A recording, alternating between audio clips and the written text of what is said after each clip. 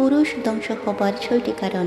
Number 1, যে পুরুষ নিজের স্ত্রীর সাথে রাগ ও জেদ করে, সে বুঝে না ভালোবাসা কখনো জোর করে টিকে না। রাগে বলো না এমন কিছু যা পরেও তোমাকে কষ্ট দেবে। নাম্বার 2, যে পুরুষ স্ত্রীর সাথে তর্ক করে, সে ভুলে যায় সংসার মানে জেতা হারা না, সংসার মানে বোঝাপড়া। প্রতিটি তর্কই সম্পর্ককে একটু করে দূরে ঠেলে দেয়।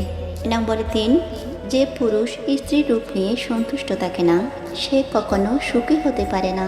রূপ একদিন নাও থাকতে পারে, কিন্তু মনের সৌন্দর্য সারা জীবন পাশে থাকে। নাম্বার 4, যে পুরুষ স্ত্রীকে ইনকামের কোঠা দেয়, সে নিজের পুরুষত্বকে ছোট করে ফেলে। মনে রেখো, সংসার মানে দুজনের একসাথে চলা হিসাব না, সহানুভূতি।